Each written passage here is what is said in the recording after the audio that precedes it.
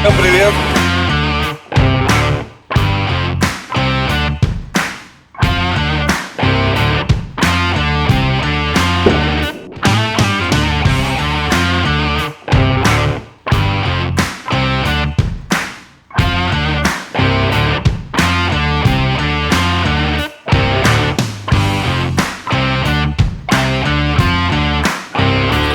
Барьер.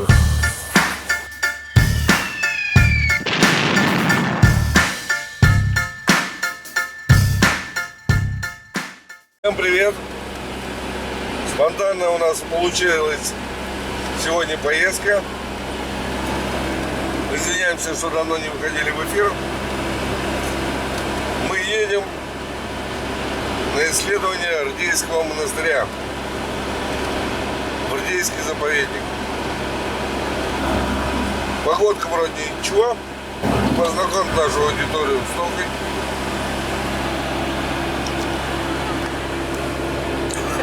Всем привет!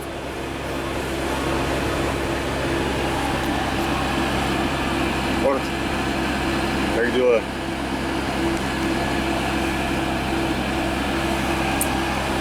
В общем, компания у нас 4 существа, 3 человекоподобных, 1 собакоподобный. Как в фильме «Трое в лодке, не стесняясь собаки». Уже подъезжаем практически к месту, и дальше будем уже ориентироваться. Хочу сказать сразу, что поход мы снимать не будем, потому как говорят, в болоте много воды. Боимся утопить аппаратуру. Поэтому мы перед походом тщательно ее уконтропупим, чтобы, коснись, если нырнем, ее не замочить. Но если что-то интересное будет по пути, то обязательно снимем. А так оставайтесь с нами. Впереди много интересного. И много чего, возможно, даже таинственного. Ардейский монастырь славится тем, что не каждый может к нему попасть. Вы не поверите. Мы не спали больше суток. И перед поездкой у нас случилась целая череда событий, которая, в принципе, не должна была случиться никак. А именно, у нас потек бак. У нас кончился свет. В завершении всего заклинила коробка передач. Это так, если вкратце, и без матюков. Но преодолев все эти преграды, мы надеемся, что Ардейский монастырь все-таки подпустит нас к себе. Ребята, вот наволок. Вот обратите внимание, здесь с правой стороны должен быть стоять крест, который указывает путь на монастырь. А что-то я его и не вижу.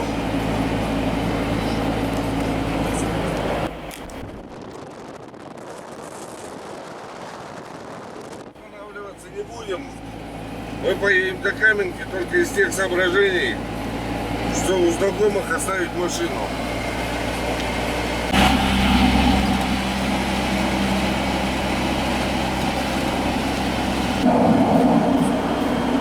А вот и Каменка. Сейчас остановимся на автобусной остановке. Выложим нехитрый наш скарб. Поставим машину и порулим.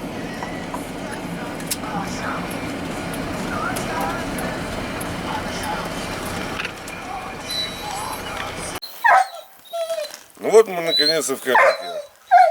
И наш непростой путь будет лежать вон туда. Приблизительно от трассы это будет 22 километра. Среди них 12 километров по болоту. Где может быть и так, но может быть даже повыше. Вам по пояс будет. Самое главное, наш мохнатый проводник, он же охранник по совместительству.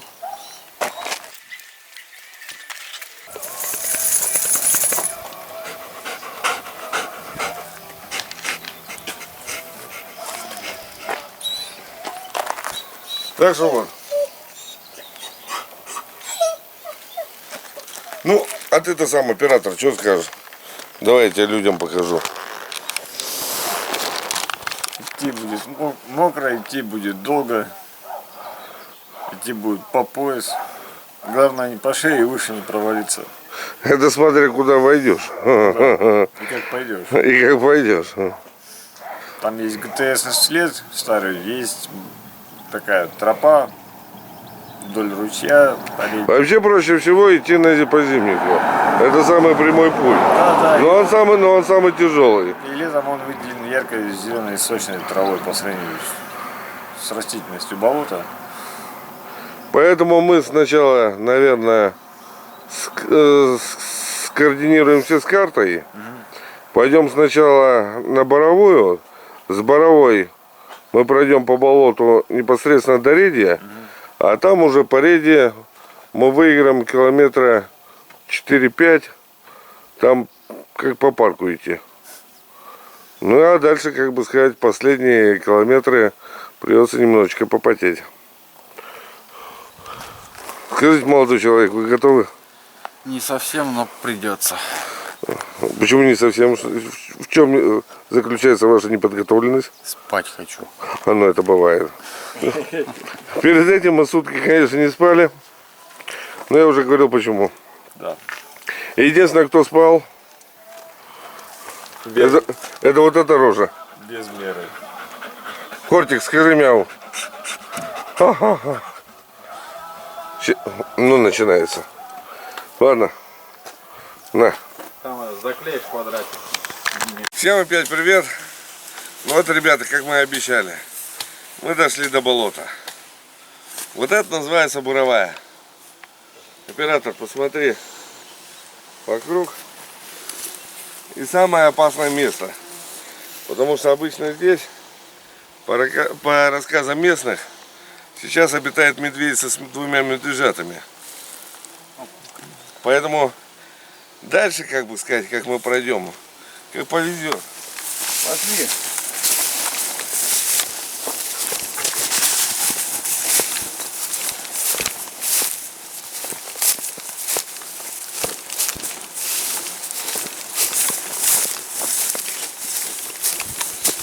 Ребят, хочу что сказать. Путь реально не из легких, но реально классный.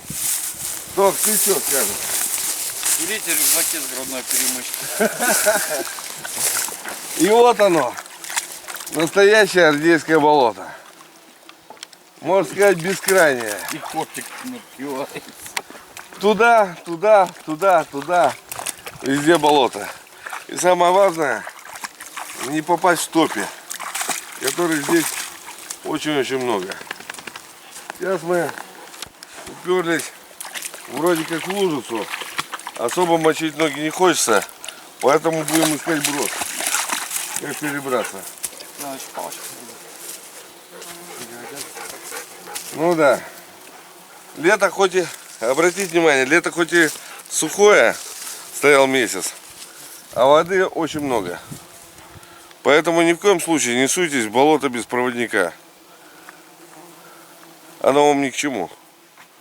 Не, хотя если вы сделаете большую табличку «Я здесь», то можете в одиночку отправиться в этот поход. Поэтому мы сейчас убираем аппаратуру, складываем все в непромокаемые мешки. И дальнейший материал будем снимать уже непосредственно на монастыре. Это веревочку надо найти. Есть, а по-моему в рюкзаке должно быть. А, сейчас найдем. Ну вот, находясь еще на твердой земле, запускаем квадр, чтобы вы могли представить масштабы нашего похода, а также масштабы болот. Практически бескрайние болота. Но с другой стороны, посмотрите, какая манящая красота. Запах багульника, ягод. Ни с чем не сравнимое описание.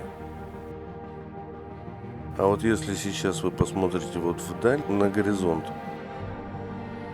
то как раз вы увидите то самое Ардейское озеро. Именно туда и лежит наш путь. Как видите, все рядом. Почти. Да вот прям за углом. Шучу. И вот туда нужно попасть. Туда, как говорится, есть два путя. Первый по Зимнику. Но он очень трудный, очень мокрый и довольно-таки опасный. Второй путь — это если уйти на реку Редью. Он будет длиннее, где-то на 3 километра, но где-то даже, может быть, чем-то и легче. Мы все-таки решили пойти по Реде. Какая красота! Вот так видится болото с высоты 120 метров.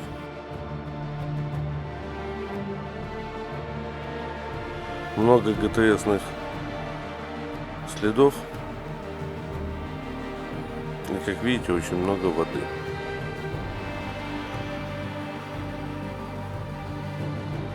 Я специально в этот поход одел берцы, потому как, во-первых, это предотвратит от укуса змей, коих на нашем пути было довольно-таки немалое количество. А второе, в берцах легче ходить по таким дорожкам, если можно так выразиться. Гораздо удобнее, чем в резиновых сапогах. Так что пожелайте нам удачи.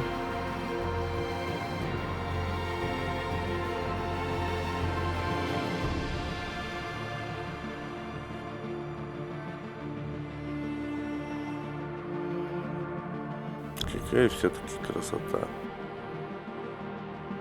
Говорят, те, кто побывал в этих местах, возвращаются сюда постоянно.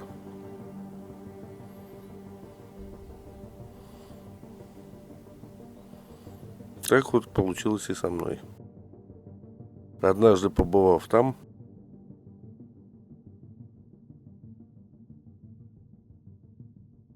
я возвращаюсь обратно. Тянет и манит. Ардейская красота.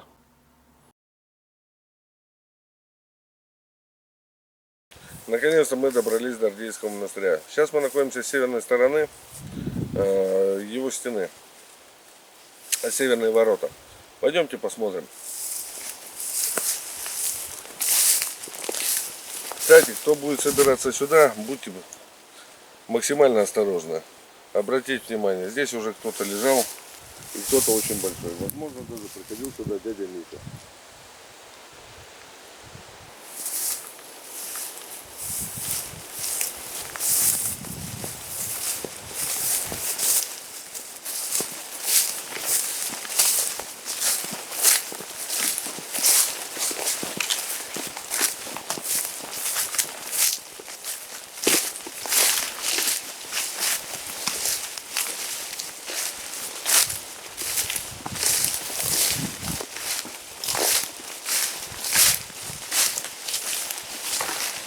А вот и те самые северные ворота.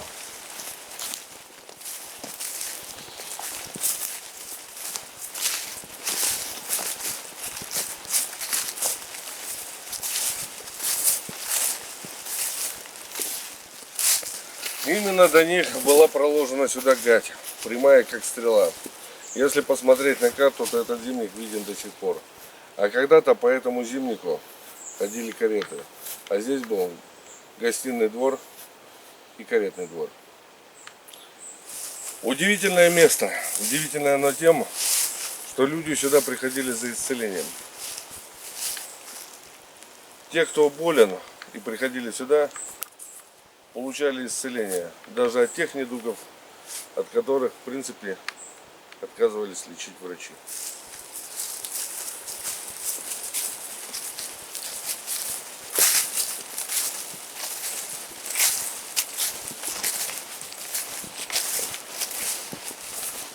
Вот.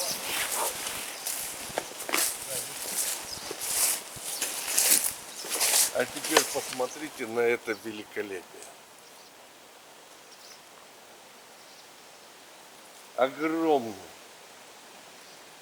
храм, который дожил до наших дней. Честно, ему досталось. Досталось и в Великую Отечественную войну, досталось и после Великой Отечественной войны. Но сейчас мы пройдем внутрь и все увидим.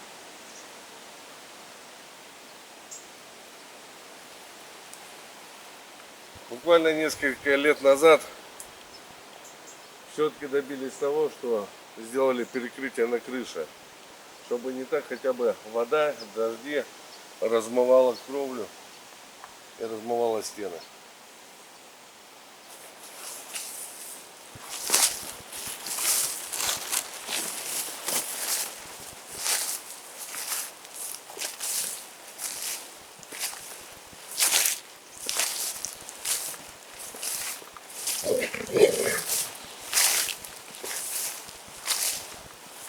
Удивительно еще это строение тем, что он построен не по канонам христианской церкви.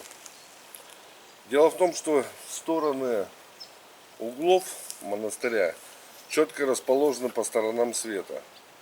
Север, юг, запад, восток. И, соответственно, алтарь находится не на востоке, как обычно, а на северо-западе. Что удивительно. Почему так решили сделать? Нигде не написано. Я ни в одних источниках этого не прочитал.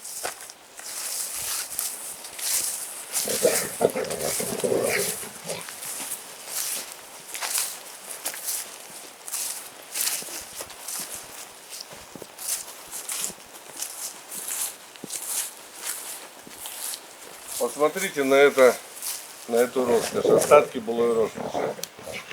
Обратите внимание.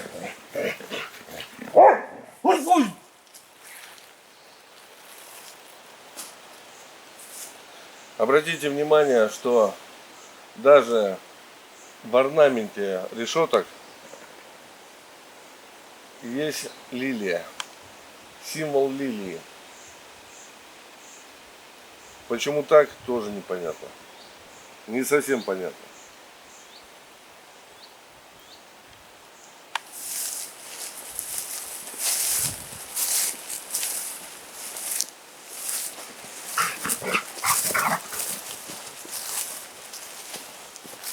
А вот тот самый рельс, который был в свое время вбит у входа в подвал.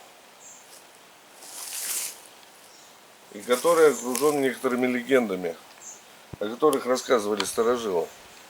Но об этом и о легендах мы поговорим чуть позже.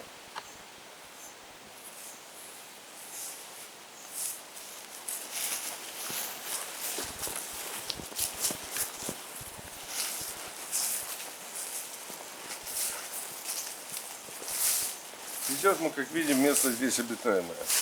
Здесь живет паломник или отшельник, кому как нравится.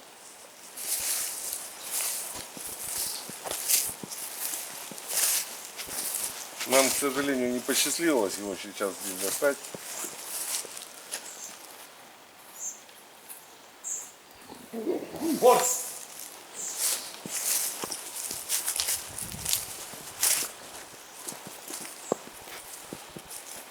Ну и пройдем внутрь.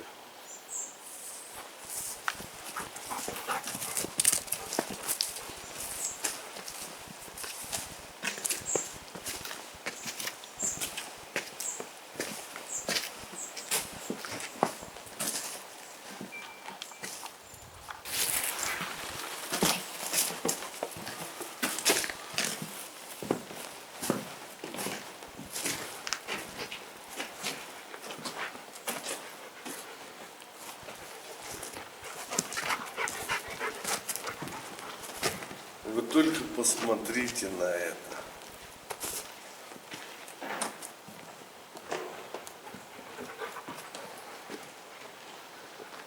Остатки былой роскоши.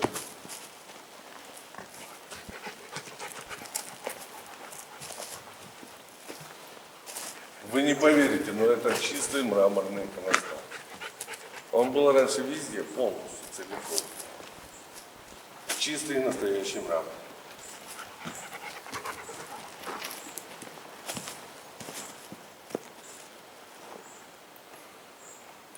Интересно, сколько понадобилось купцу денег, чтобы построить здесь вот эту махину. А далее смотрим интересные моменты.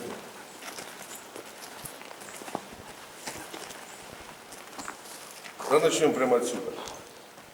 Обратите внимание, везде стилизованная лилия.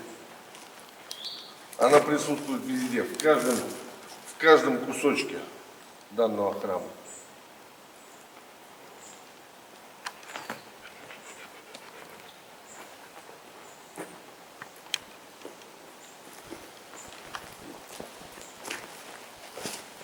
Она присутствует здесь.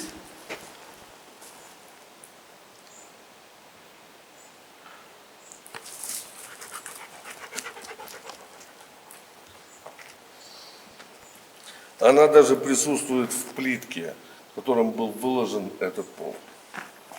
Сейчас мы найдем фрагменты этого пола.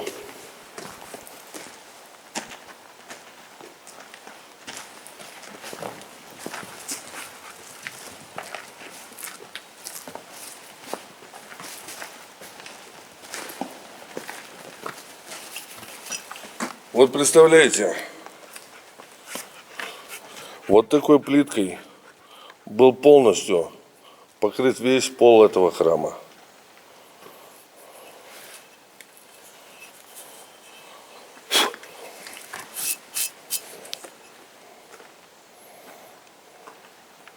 Фирма Маривилл.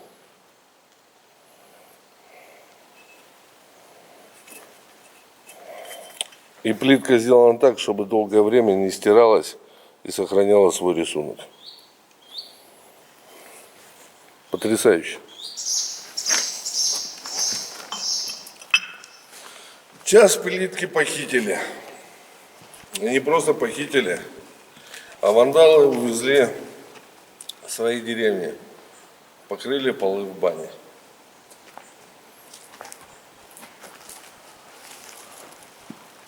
Вот эти места от пуль. Это то наследие, которое осталось от Великой Отечественной войны.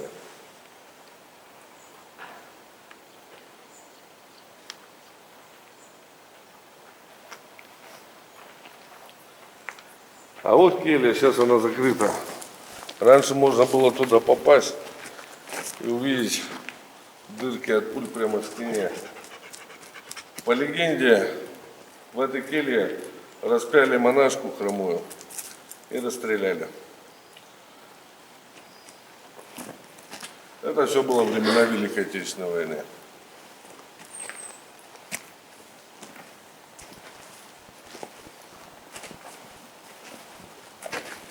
Вот здесь раньше находился вход.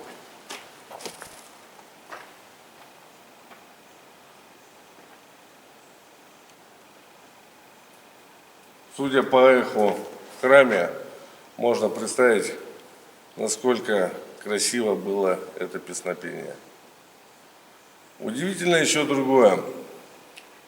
Если вы внимательно посмотрите, есть отверстия в стенах. Это не что иное, как шахты вентиляционные. Причем не просто шахты, а с проложенными туда батареями отопления, парового отопления.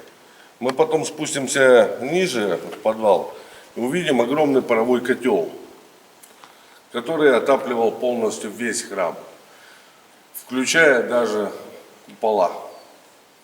Вот как раз труба видна, которая шла на отопление купола.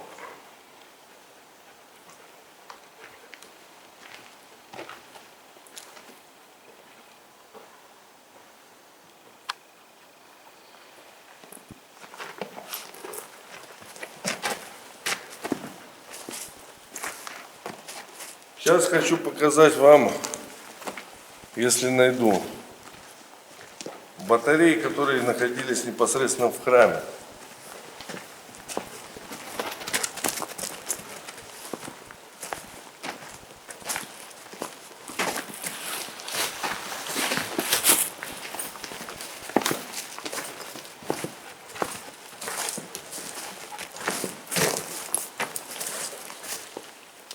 Вот, поднимите,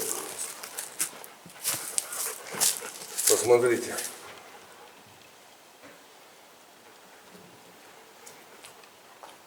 А ведь самое интересное, что закладка данного храма происходила в 1850 году. Не правда ли, задается много вопросов? И гораздо больше, чем ответов. Почему везде лилии? Те, кто здесь бывал после войны, рассказывали, что здесь еще были стеклянные витражи. Стеклянные витражи. Это просто по тем временам было мега дорого.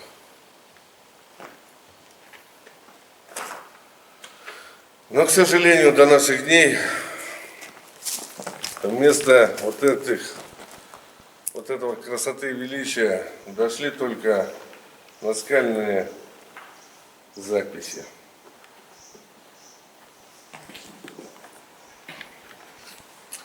Обратите внимание, это следы от пуль.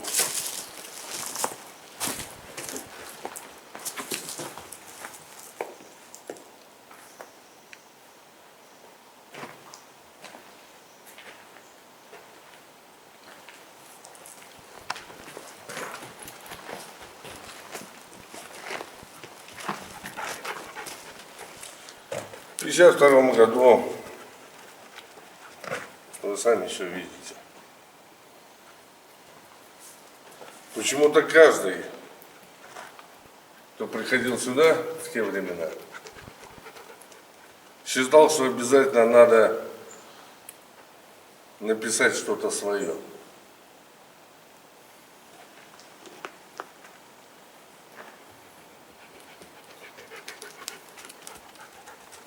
Даже в 2000 году надпись есть.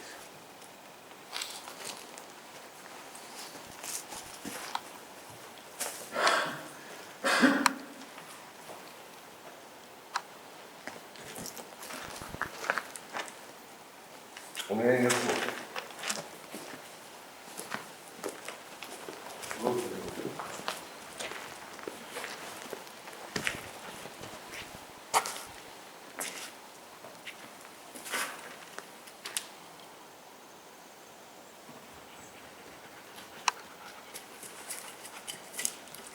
Сюда люди приносят свои иконы.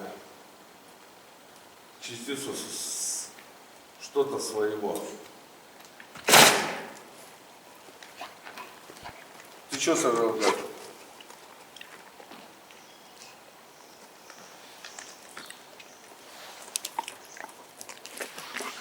Вы ему жать не давайте.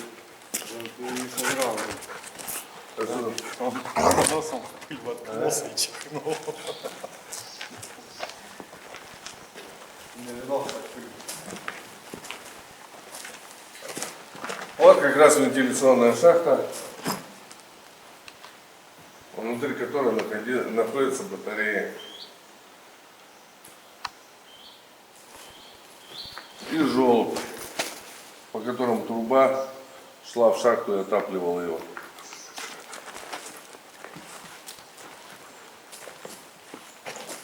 То есть получается, что воздух всегда здесь циркулировал, и в любое время года он был одной и той же температуры. Скорее всего, поэтому на мраморном иконостасе могли храниться иконы. Обычно мрамор с деревом не дружит.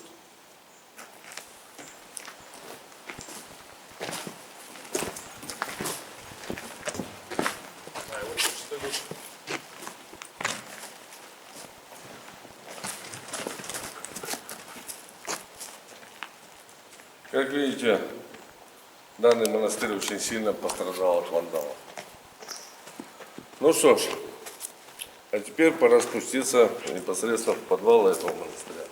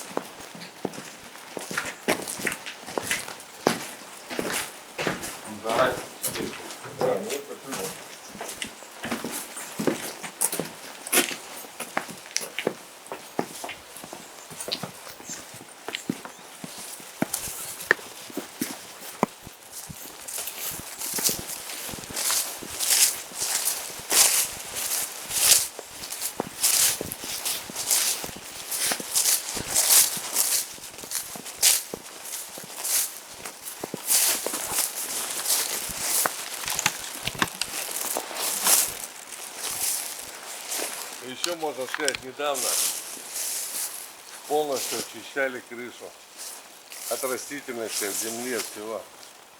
Делали перекрытие. Но природа берет свое.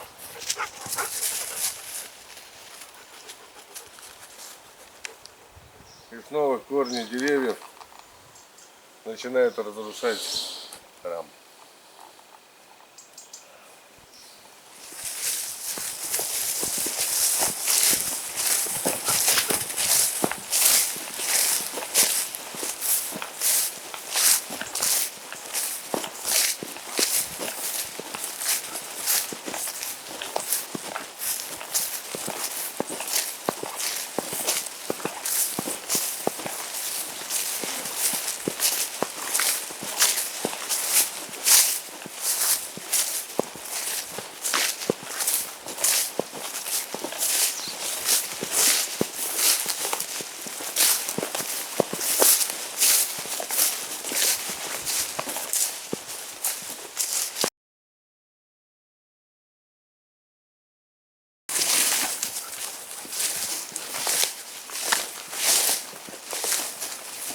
Сейчас мы находимся непосредственно в подвале Авдеевского монастыря. Именно вот в этом месте был вбит рельс, который оброс некоторыми легендами. Ну и сюда, соответственно, сваливали полностью весь мусор с крыши, поэтому его отсюда и выдернули.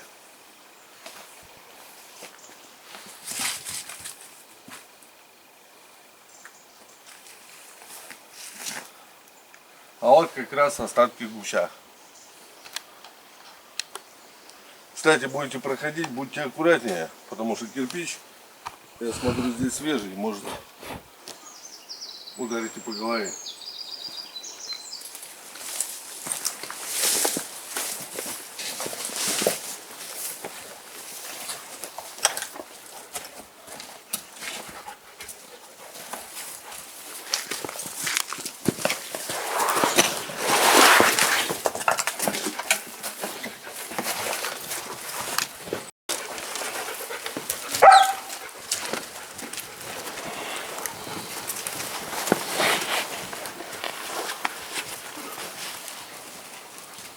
А вот тот самый паровой котел. Нынче уже наполовину засыпанный. Но все равно всем своим видом показывающее былое великолепие и мощь. Обратите внимание, подойдите сюда.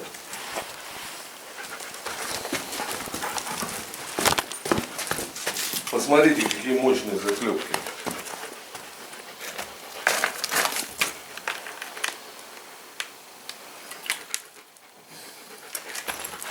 И ведь его хватало на то, чтобы обеспечить паром весь монастырь.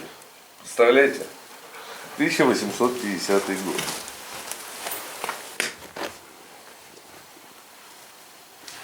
Фантастика.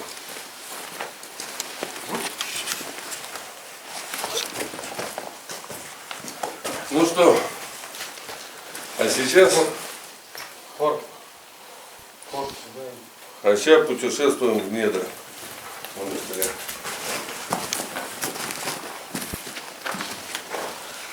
А вот раньше здесь воды не было, значит где-то уже протекло что-то. Раньше это были абсолютно сухие подвалы. Еще можно было удивляться тому, как практически в центре болота, где в топе, могла быть построена данная махина и полностью сухим подвалом.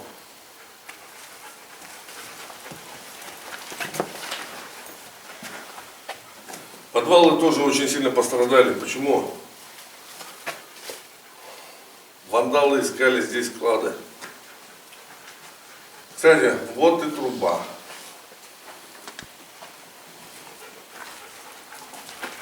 Я так понимаю, что трубы прокладывали в момент постройки самого храма. Как их потом менять, конечно, какие мысли у кого были, я не представляю. Но факт есть факт. Итак, пройдемте к первому.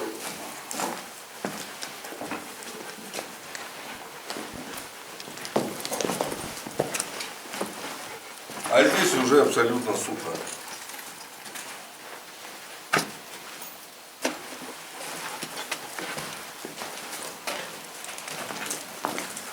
Я так понимаю, что здесь монахи хранили свою утварь.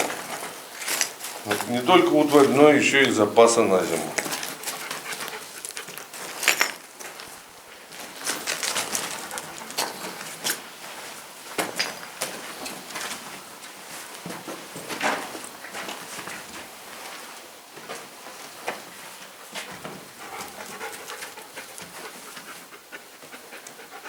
Сейчас мы пройдем туда, где хранили они уголь.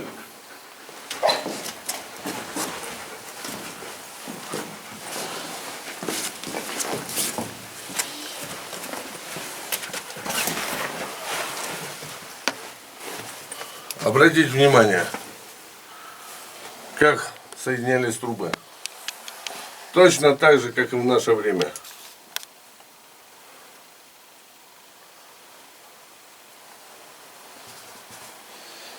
Даже не верится в то, что это постройка и соединение этих лет.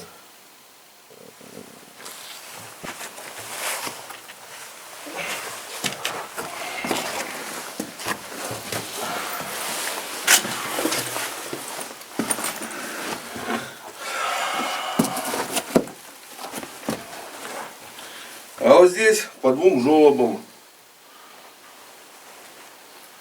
сюда ссыпался уголь. Непосредственно для отопления. И вот интересный парадокс. Если вы сейчас прислушаетесь, я не знаю, как передаст это микрофон и камера, но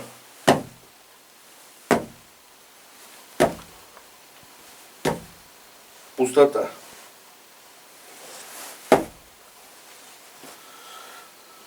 То есть там что-то есть. Но об этом позже.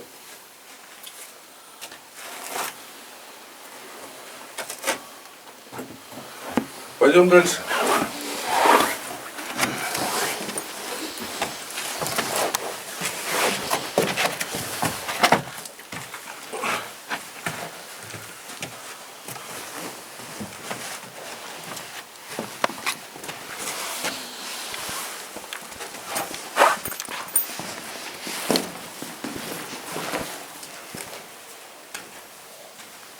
Где посадить?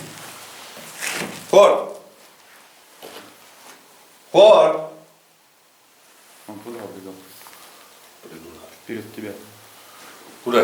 Он туда. Ага, видишь? Он вперед.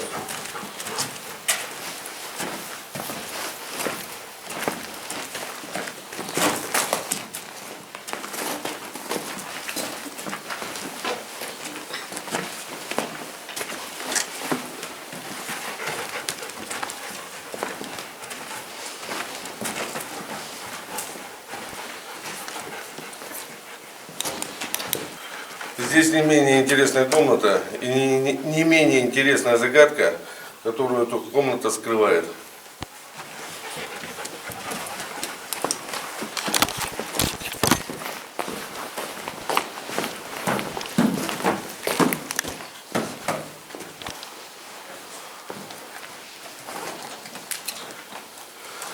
Обратите внимание туда.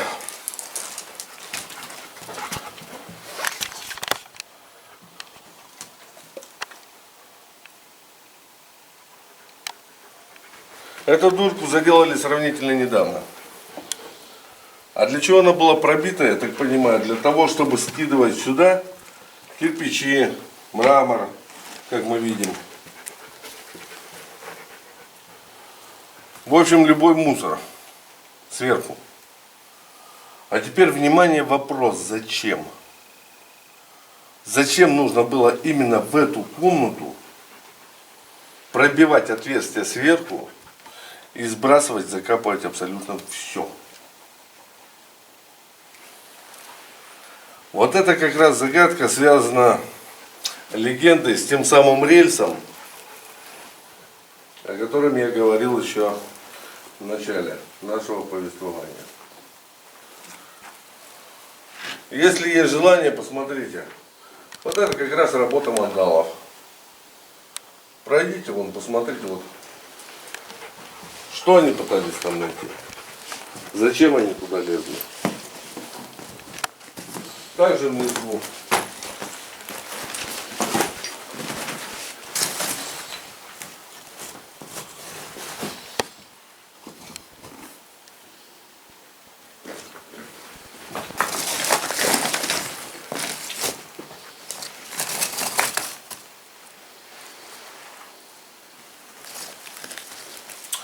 Так вот, самое интересное, что я хочу сказать, что по мнению очевидцев, который был здесь еще до 60-х годов, до 50-х годов, здесь был вход на нижний уровень подвала Агейского монастыря. То есть тут не один подвал, а еще внизу в подвале есть еще подвал. И легенда заключается в том, что вот тот рельс вбили два брата. И решили проверить нижние уровни. Привязали веревку, один брат спустился, долгое времени не было, второй забеспокоился, начал тянуть веревку, а смотрит, она обкусана. Он прицепляет другую веревку, спускается, ну и так, в принципе, двое сгинули. Правда это или нет, я не могу утверждать на 100%. Но за что купил, за то и продаю. Есть такая легенда. То, что здесь ни с того ни с сего гора мусора и пробит пол даже, чтобы вот этот мусор именно сюда, именно в эту часть подвалов его сыпать. Может быть, даже что-то и подтверждает, что это правда. Может быть, я ошибаюсь. Я не могу четко сказать да, либо нет. Пойдемте дальше.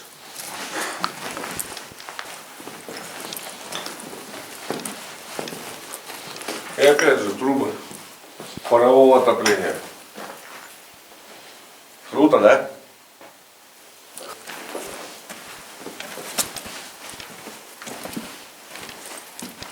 Дверь, некогда бывшая тут.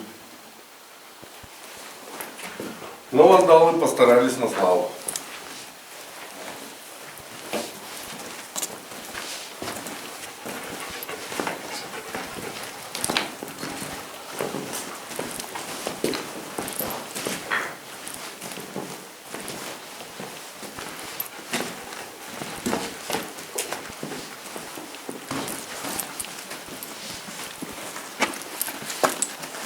Ну вот еще пара комнат.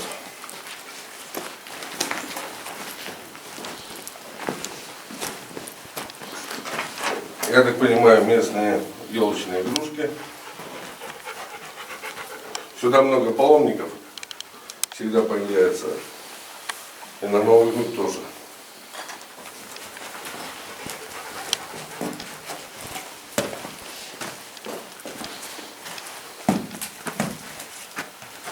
А вот слово сказать о подвалах. Вы слышали вот там, где угольная, пустой звук? Такой же звук, походу, и здесь. То есть все-таки легенда о подвалах может и быть правдой. А может может и не быть. Это уже решать вам. Во что верить.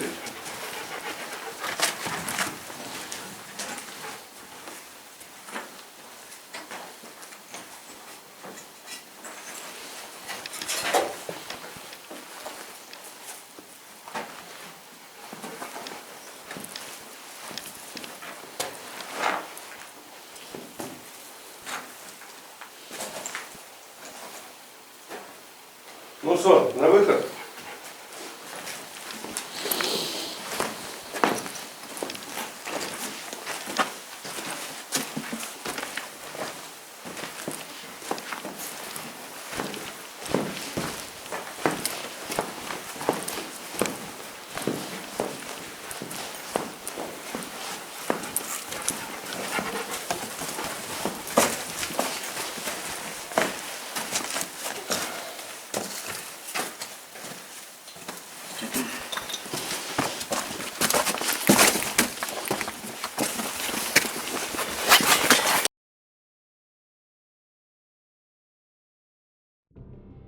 Сейчас мы пытаемся облететь Ардейский монастырь на квадрокоптере.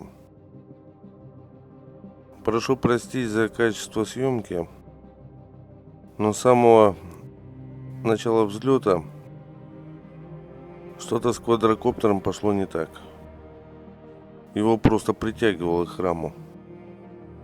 Плюс еще ветер, поднявшийся ни с того ни с сего, постоянно его сносил, и приходилось бороться с тем, чтобы квадрик не улетел и одновременно не приблизился настолько близко, что мог повредить себя либо храм.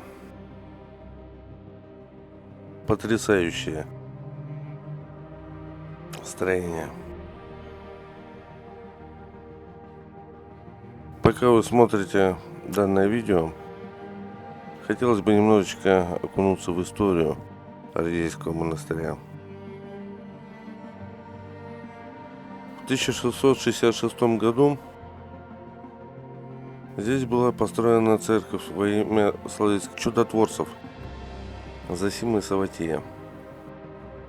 Спустя 33 года была возведена церковь во имя Успения Богоматери Господня в 1699 году. На месте будучи сожженных деревянных.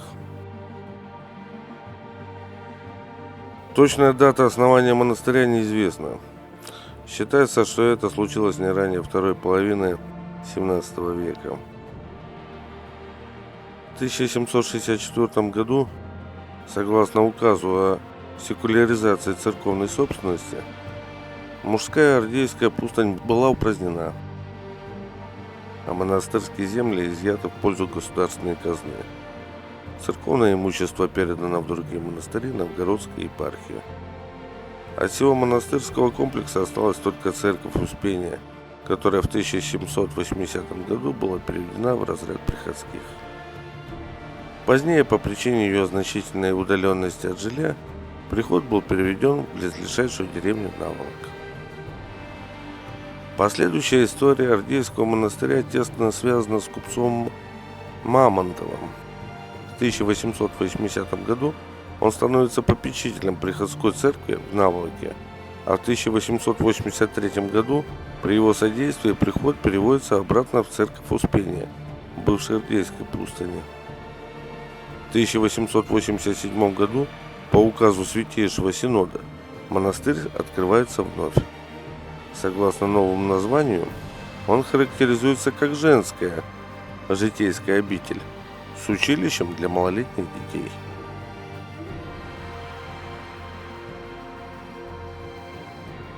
Купец Мамонтов оказал этому предприятию финансовую поддержку в размере 6 тысяч рублей.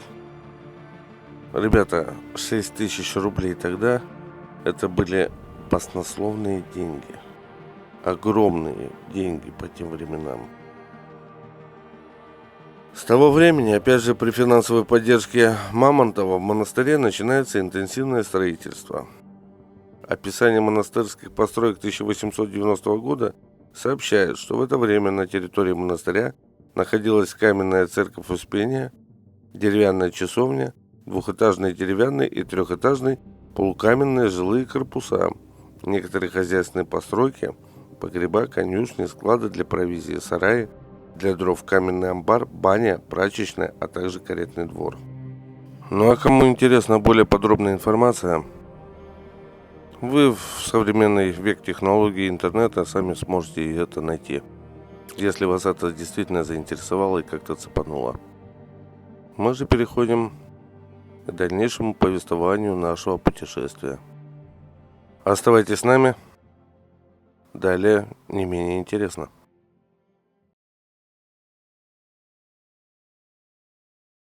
Ну вот, а сейчас пойдем к беседке вдоль берега. По пути, если найдем, заскочим на старинное кладбище.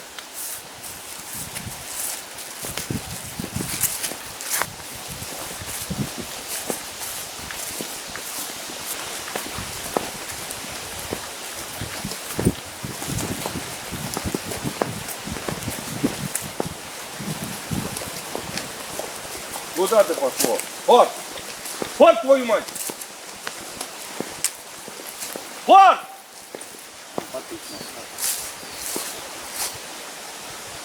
Иди сюда!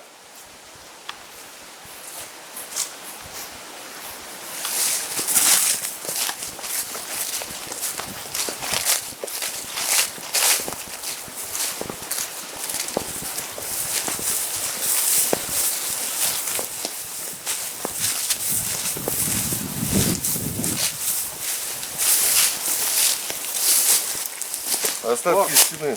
Чего? Остатки стены. Внимательнее только смотрите под ноги, потому что здесь очень много змей.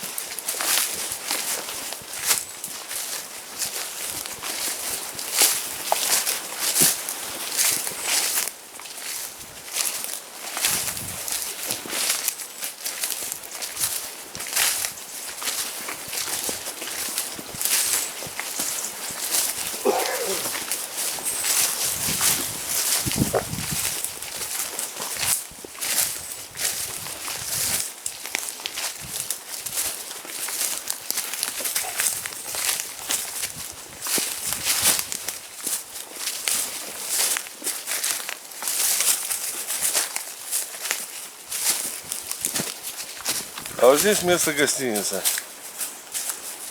Что тут не осталось?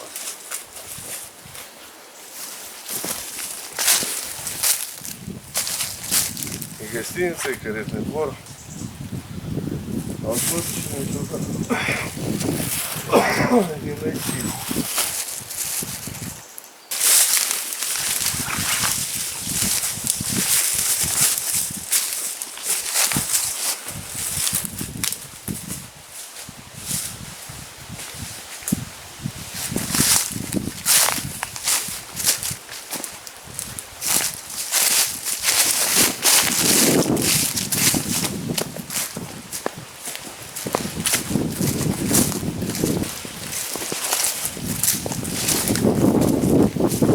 А здесь мы благостно расположились. Данный вагончик не был никем занят. Соответственно, нам повезло. Потому как сюда мы пробирались без палаток, без спальников и чисто одним днем. Но одним днем не получилось. Поэтому пришлось тут задержаться подольше. К слову сказать, в домике нас ждал не очень приятный сюрприз. Я бы даже сказал, совсем неприятный. Поэтому я предупреждал всех, ребята, аккуратнее. В этих местах смотрите под ноги. Опасность может подстерегать на каждом углу.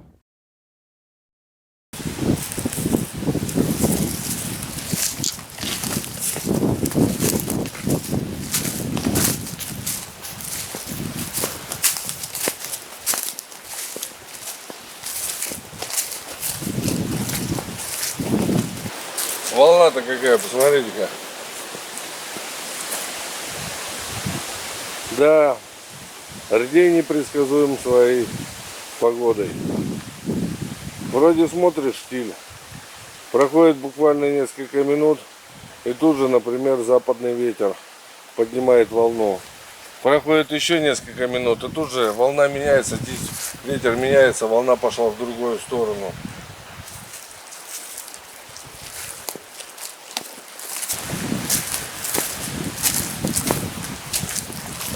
А вон там вот находится как раз беседка, возле которой нас ждут наши попутчики.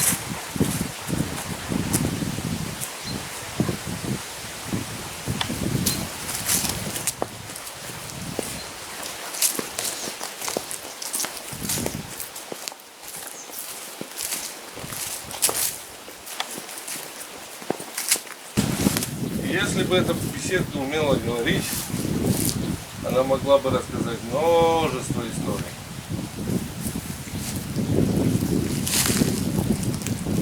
Ведь стоит она тут не один десяток уже лет. Уже от времени чуток косившаяся, но все равно крепкая старушка. А вот здесь длинными ночами коротали время возле костра, рассказывая всякие разные истории, в основном касающиеся Ардейского монастыря. Ведь шутка ли?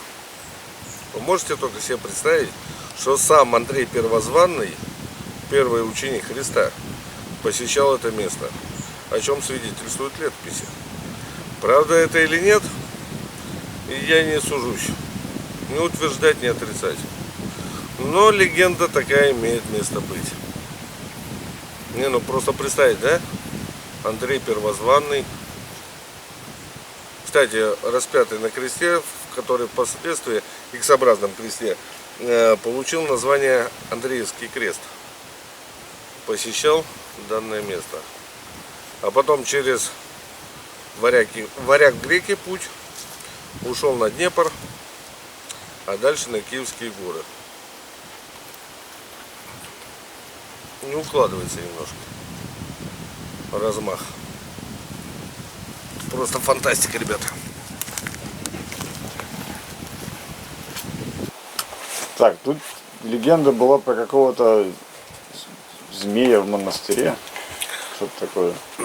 Легенда это или не легенда, неизвестно. Но во всяком случае в интернете можно найти такое понятие, как русский крокодил, который изучают сейчас криптозоологи. Помимо всего, некоторые, кто посещали данные места, они встречали данную рептилию. Но опять же, это все по слухам. Я не могу уверенно сказать, была ли здесь рептилия, или может быть, например, большую ирдейскую щуку приняли за крокодила, потому что если посмотреть на ее пасть, так там не только крокодил привидится. Если обращали внимание, то уток, в принципе, на озере нету. Бывает, ночью сидишь, слышишь кря-кря-кря-кря, все, докрякалось. Ну, щука может таскать утку, если она крупная щука, а здесь крупная рыба водится. Так что, был ли это крокодил, была ли это щука, я не могу ничего сказать. Но в интернете пишут, что был. А верить или нет, это уже решайте каждому из вас.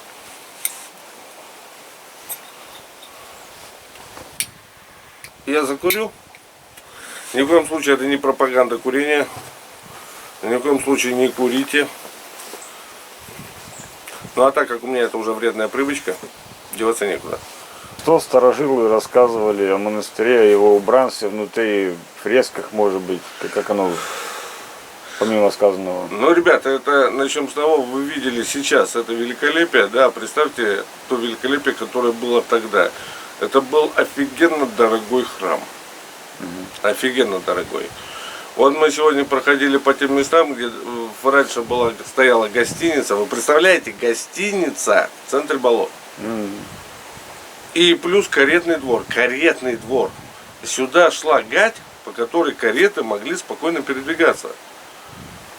То есть это было, во-первых, бревна отсыпанные песком, и даже все материалы, которые завести сюда на постройку данного монастыря, ну вы представляете, какая должна быть дорога. Шоссе болотное. В принципе, шоссе, оно так оно и было.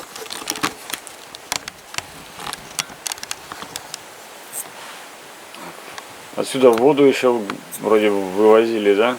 Воду некоторые продолжают вывозить и сейчас. Кто-то, я не помню, где отправлял эту воду на анализ. Так вот, анализ был напечатан, что в этой воде очень много частиц ионов серебра. То есть, по факту, вода это лечебная. Действительно, ее можно спокойно пить, не кипятя. Я лично проверял, у меня год эта вода стояла, и с ней ничего не происходило. То есть, она не забродила, не испортилась. Вот как она была взята, так и через год точно такой же вкус, точно такая же консистенция воды. Абсолютно. То есть ничего. Раны заживают мгновенно в этой воде, да. Ну и, соответственно, кто мучается желудочно-кишечными какими-то хворобами, посидев на этой воде, да, многие отмечают улучшение здоровья. Что тут за дикие животные вообще? Все, что здесь может встретиться, все что угодно. Начиная от кабана и заканчивая лосем. Ну, сейчас мы вот видели в северных ворот как раз медвежьи следы, медвежья лежанка. Ну и в принципе вот здесь четко ярко выраженный след медведя, который уходит дальше в крапиву. Поэтому, ребята, ну, старайтесь как-то подготовиться к встрече с диким зверем. Я не говорю, например, о том, чтобы брать ружье с собой и стрелять. Ни в коем случае. Но хотя бы что-то, чтобы отпугнет медведя, лучше с собой взять. Что порекомендую взять? Старый дедовский способ — это нашатырный спирт. Берете нашатырный спирт, наливаете в бутылку, добавляете туда немного воды, ну вот эту пшикалку, и просто распыляете вокруг себя. Даже то, что если побрызгаете на тряпку и кинете ее вперед, хищника данный запах очень сильно отпугнет. Но лучше, как бы сказать, с хищником все-таки не встречаться. Еще могу порекомендовать сигнал охотника. Довольно-таки интересная штука, которая всегда при мне, на всякий пожарный случай. Пионер. Это ни в коем случае, ребят, не сочтите за рекламу. Ни в коем случае это не реклама. Это как раз средство, которое может спасти вас от нежелательной встречи в данных лесах. Заряжается непосредственно удар, гром. И довольно-таки эффективное средство. Легко пользоваться, не требует лицензии, не требует разрешения никакого, и довольно-таки эффективное. Лично, честно, на своем опыте 2 раза меня спасало от встречи с дядей Мишей. Но, повторюсь, лучше все-таки с ним не встречаться. Сколько путь занимает и вообще насколько тяжелый? А это уже для каждого свое. Есть много записей в интернете, когда группы пытались сюда попасть, но никак не могли. То есть они входили в болото, они доходили до болота, и вдруг начинало их что-то по болоту кружить, петлять. И в результате, протаскавшись день, возвращались обратно ни с чем. Верить этому или не верить, это уже судите сами. Но такое ощущение, что монастырь сам выбирает, кто в данный момент к нему придет, а кто нет. То есть здесь кому как повезет. Все зависит от того, с какими намерениями ты едешь сюда. Потому что, ну, вы видели, мы показывали вандалов, которые плохо закончили, скажем так. Вот там, если дальше смотреть, будет остатки вагончика. 3 человека сгорели заживо.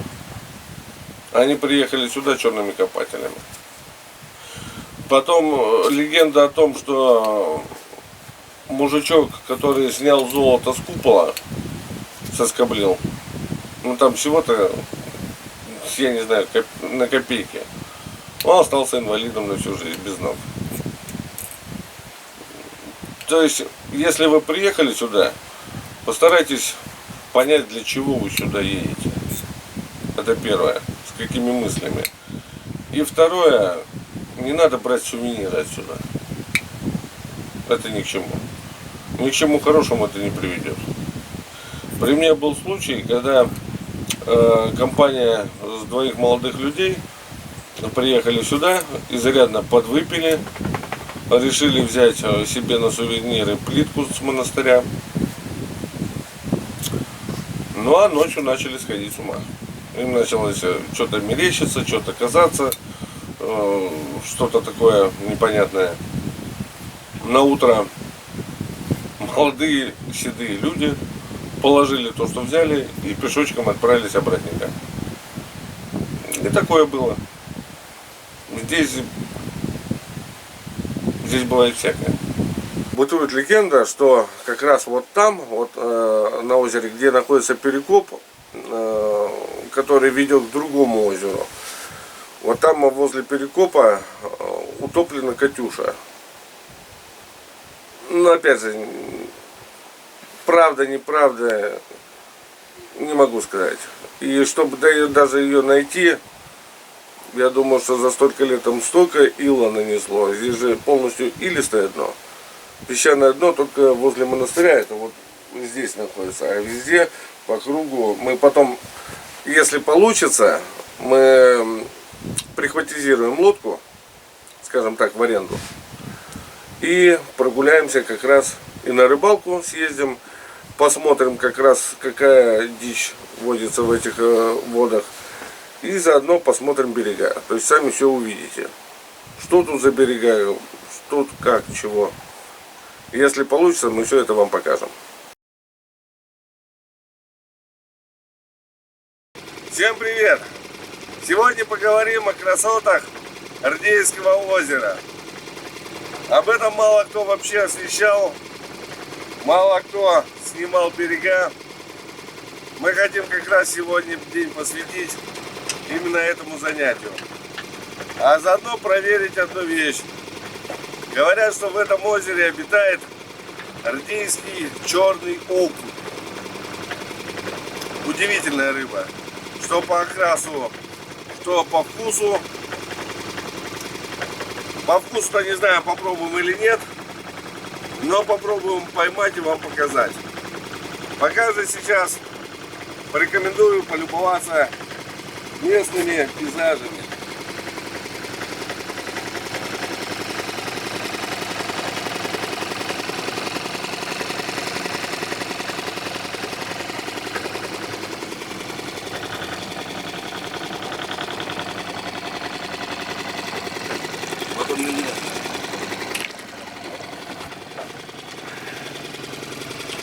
Дело в том, что Ардеевское озеро образует восьмерку, состоящую из большого озера и малого озера, соединенного возле монастыря перешейком.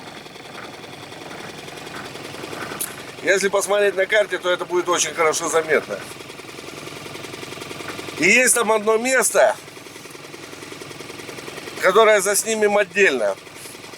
Это место я нашел в игре про рыбалку. Один в один, точь в точь, как берег возле монастыря. Но об этом поговорим чуть позже. А пока потихонечку начнем свое путешествие. Благо нам очень повезло, и данную лодку мы позаимствовали у местных.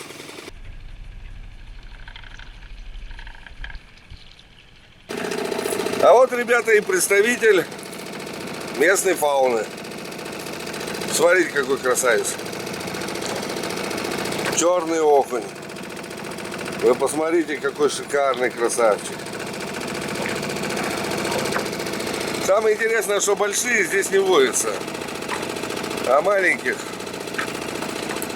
брать как-то и не хочется. Освобождаем. Какой красавчик, а?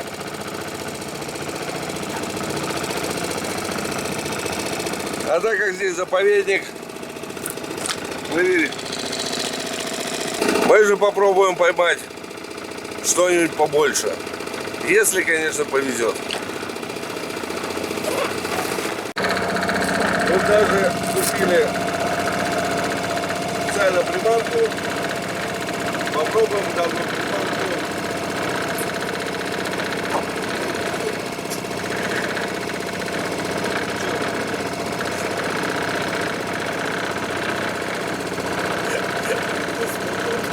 Алепо.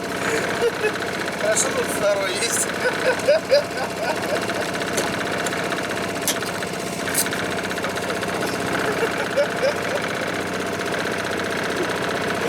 Ни одна рыбалка без кривых рук не обходилась еще.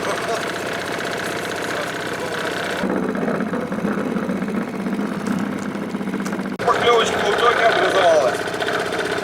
Сейчас посмотрим, что за крокодил. Ай, какой красавчик.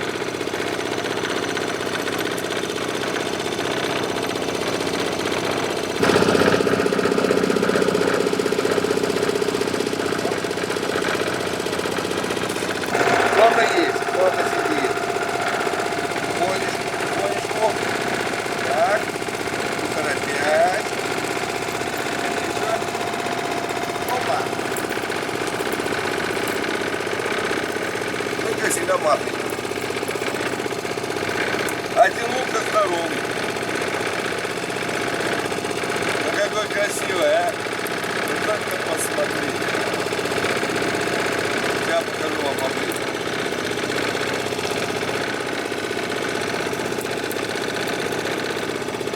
Красавец!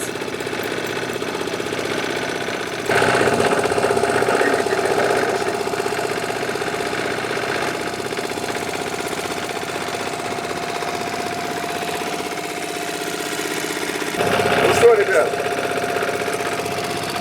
хочу протестить сейчас лесного ильминского мастера. Их у меня уже здесь практически коллекция.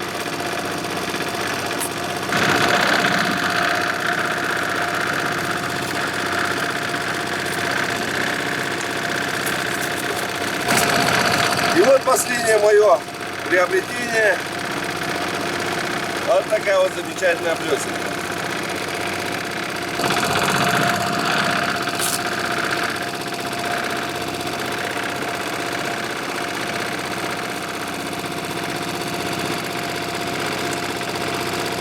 Посмотрим, на что она способна.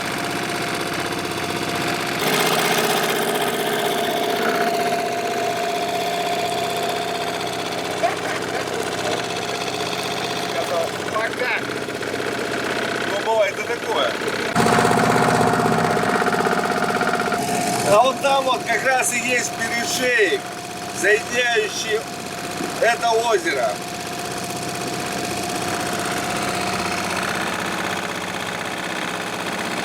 Вот так.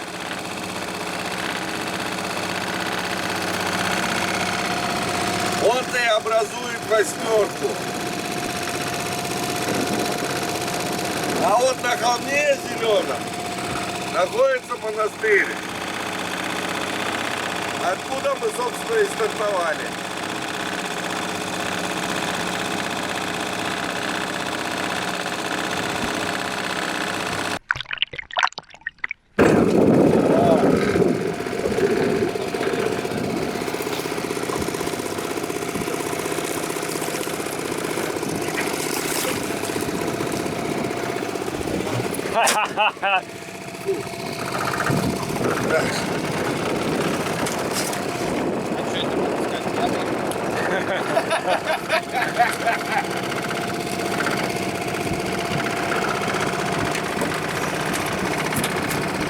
Подожди.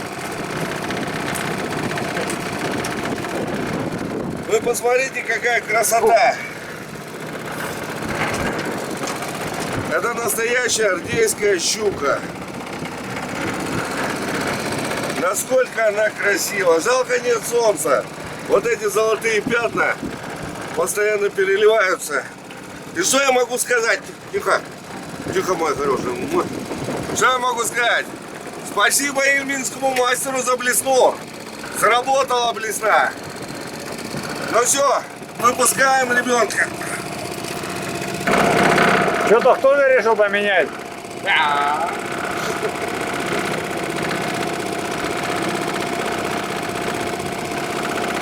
Самое интересное, что никогда в жизни не доводилось здесь взять щуку. Даже щуренка. И как-то вообще было неожиданно. Сначала думал, что зацеп. Как пахнуло.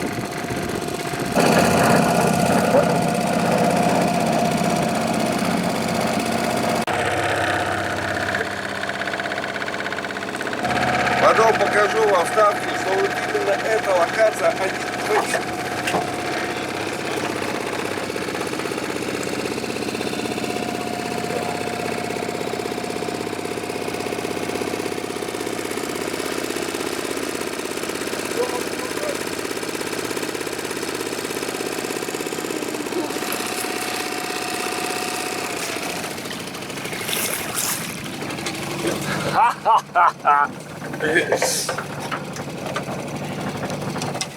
Оп, оп, оп.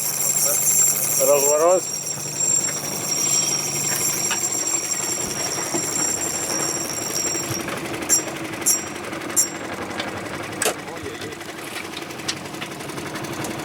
Ребят, посмотрите, какая красавица. Дико похожа на предыдущую. Ай, какая она красивая. Вы просто посмотрите на нее. Это прирожденный хищник.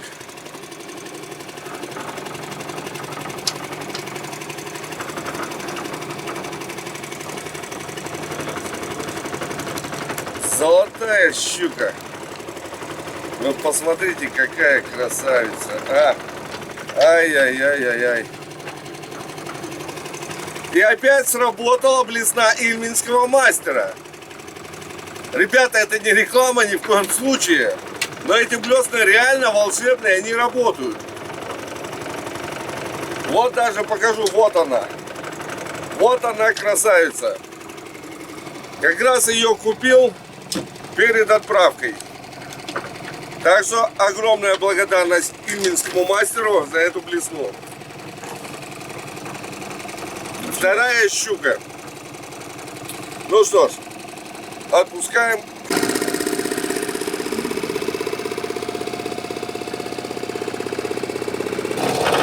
Нынче дедушка Водяной очень-очень напился.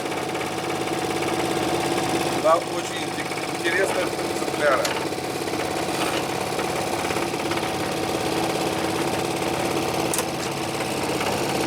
Вы посмотрите, какая красота, ребята.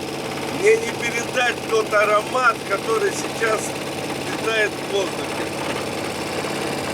Запахи трав, багульника, озера. Вы посмотрите, насколько изменчиво озеро. Тут же штиль, тут же ветер и волна. Тут же опять штиль. И никогда не угадаешь, что будет в следующую минуту.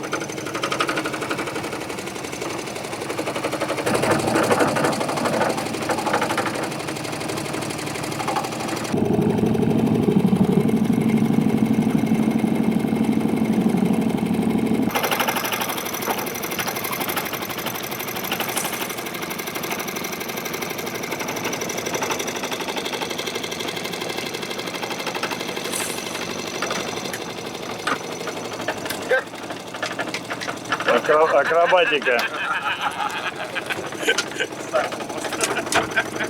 Не успел уйти от наказания. Хочется сказать, что блесна ильминского мастера может ловить не только традиционно, но и за хвост.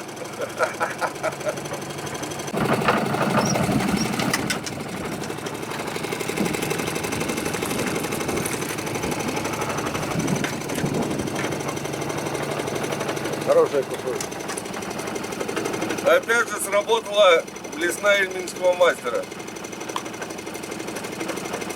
Все, ну, отпускаем. А вот это и есть малая восьмерка.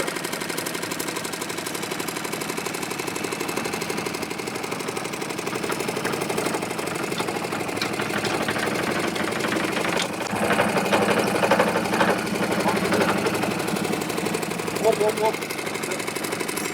Разворот.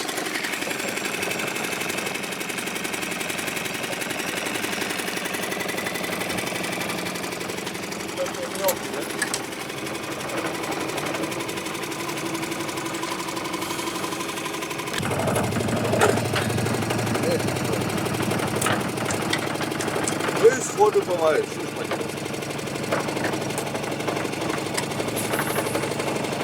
Ай, хорошо.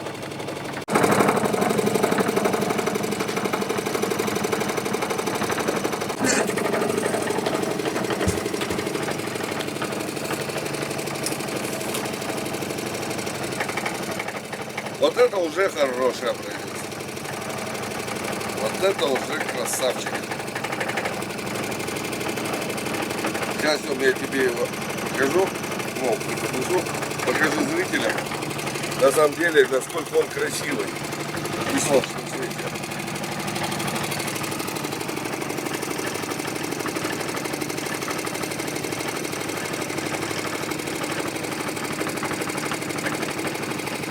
Ну и по традиции его выпускаем. Дай мне, Тём, посадишь, чтобы я аккуратно его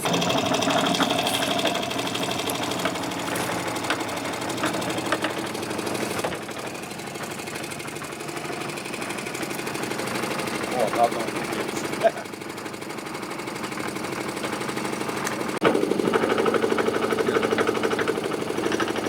О, кстати, смотри, Тёма.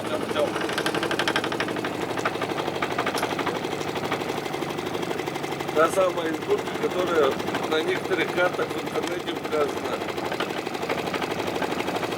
Это та самая избушка, которая указана на некоторых картах в интернете. От нее до Ордея еще вот туда.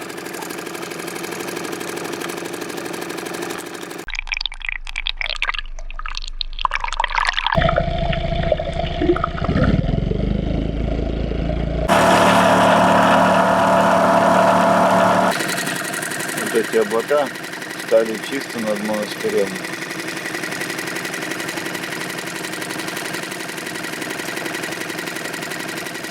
Здесь вообще своя маленькая экосистема, когда по периметру дождь, здесь часто солнце и наоборот.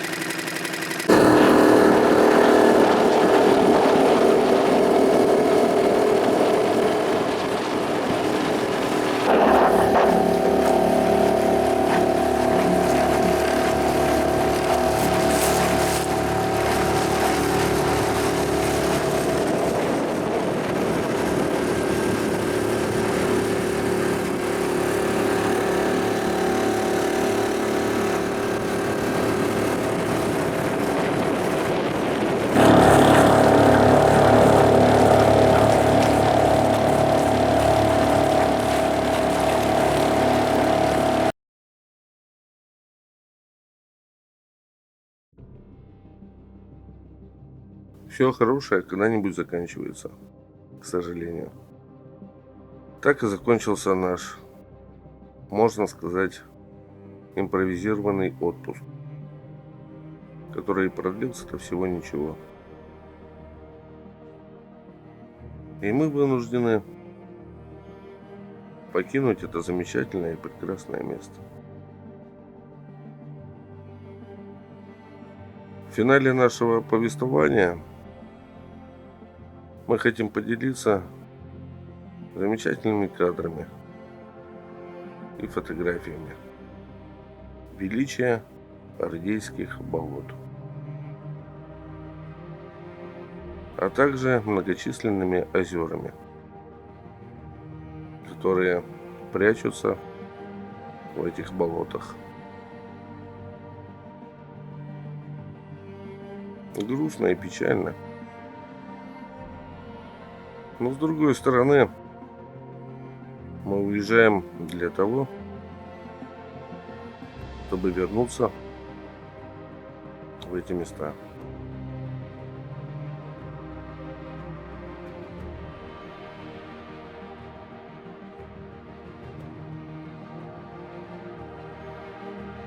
Все равно все, что записано на видео, только лишь отчасти передает ту красоту, эту природу, которая находится там.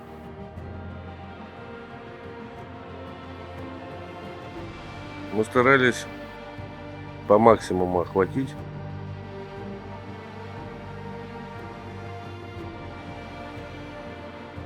живописные места и сделать для вас экскурсию.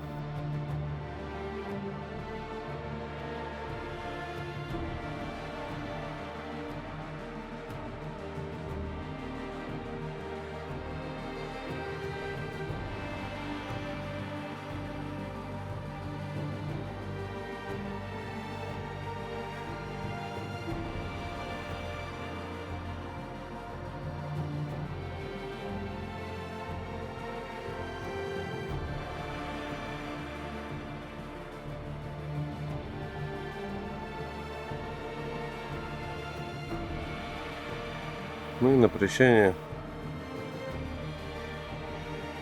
хочу сказать, ставьте лайки. Если вам понравилось, подписывайтесь на канал. Впереди еще очень много планов.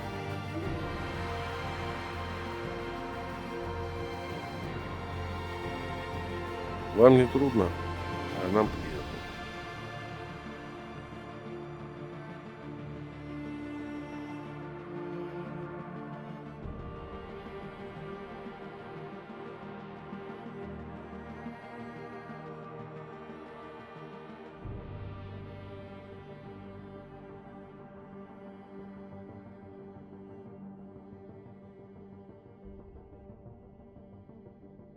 До скорых встреч, друзья!